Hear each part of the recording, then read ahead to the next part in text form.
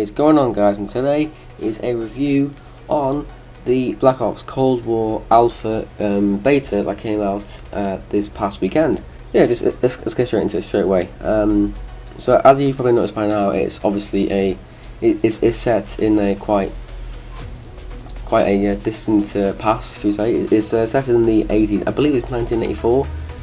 But yeah, so this is obviously gameplay for multiplayer, as you can tell on screen. It is Domination. I can't remember the name of the map now, but you probably see it on screen beforehand anyway. Yeah, so there's brand new guns, obviously, considering that it's set quite far in the past.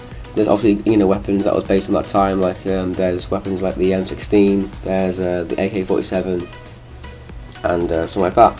So the guns overall, there's a good variety. I think they'll probably add more later in the game's cycle in the next couple of months after it's released. I believe it's coming out in November, I think it is. Yeah, so obviously, it's followed up from some positive aspects from Modern Warfare's gameplay, because obviously Modern Warfare used a new engine compared to the Call of Duty beforehand. So with that in mind, they've obviously completely revamped the gameplay overall. With that game engine, obviously they've used the same movement. Well, that's the same movement. The gunplay is similar, where you can reload whilst aiming down your sight. You can there's animations where you can slide and you can take cover and something like that. So yeah, the movement, like I said, from Modern Warfare, I liked the movement from Modern Warfare overall because it was responsive, it was fast, it felt realistic, it felt smooth, it felt like it felt like you were actually in that moment, in that war zone. So yeah, so with that in mind, it's carried over from that movement, which is only a good thing, in my opinion. Like I said before, the gameplay is smooth. It's the same pace and the same flow as Modern Warfare in some ways, but it's got that vibe of being unique, where you're set in that atmosphere, you're set in that time in the 80s where you have a gun from the past, you are a soldier from the past, and it has that feeling of, in multiplayer where you're playing against other players and you're playing either team deathmatch, or if you're playing Domination, you're playing free-for-all, it doesn't really matter really. But in that moment, it does feel smooth, it feels right, the gameplay, if I'm honest. It does feel right, and the balancing of the gunplay as well, it is balanced, to be fair. I think there's a bit of tweaking with a couple of guns. I believe there's one that's quite overpowered. I think it's the XC something. I think I'm using it in the gameplay, as you can see now. There are times where it does feel a bit underpowered, or sometimes overpowered. I think the balancing of the gunplay needs to be a bit tweaked with a couple of guns here and there, but they'll probably do that before the game is released in a couple of months anyway, so that's not exactly a negative, but it's something to work on, in my opinion. The maps overall that I played on, there was some in Moscow, there was one in Miami, there was one that you see on screen right now, which, again, I can't remember the name of it now, but yeah, so it's got a good variety. It's got different different tastes and different feels and different experiences in these maps. It does feel, it feels right. It does feel good, and if I'm right, they're based on real areas, and well, not obviously real areas, because obviously it's set in cities like Moscow and Miami, so obviously it is real, but it's based on events from wars in the 80s, I believe. Like I can't remember what they're called now. My history is awful.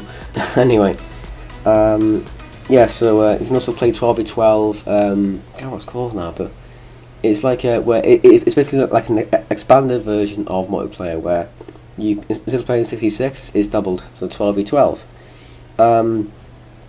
Yeah, so it's chaos in quite simpler terms. You play Domination with 6 flags.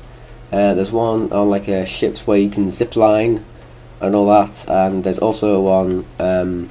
Well, there's one in Moscow where it's got like it's got a frozen lake. It's got these what do you call them, these what are they called again? Like this army base that's been abandoned and something like that. So yeah, it's got again, it's got good taste. It feels like complete chaos, because you've got so many players in a large area, and there's a lot of flags and things to cover, and a lot of space to cover up as well. So yeah, it's just a case of just being proactive as I go along, really. Kill streaks have been simplified a little bit, because in Modern Warfare there was around 15 to 20 kill streaks. There was all kinds of different airstrikes and recon and so on like that. But they've been simplified, and they're quite similar to Black Ops 1, where you have the RCXD, where you got, you know, a little car that you can drive and it will explode on impact. The UAV has been renamed to Spy Plane, like you saw in Black Ops 1, which I thought was a nice little kick. And there's things like the Napalm Strike is back, Artillery is back, which was from World of War, I believe. The Chopper Gunner is back, the Attack Helicopter is also back, and there's many more which you probably would have seen in the gameplay as well. So yeah, like I said before, it feels a little bit like Black Ops 1, but it feels juiced up, it feels modern that way. It feels like it's been updated and it's been given the new, you know, the new system and the new engine from Modern Warfare, which it feels good that way. I mean, it's overall it's got a good gameplay. It's fun. It's responsive. A couple of things here and there needs to be tweaked, but it's all good. It's all good.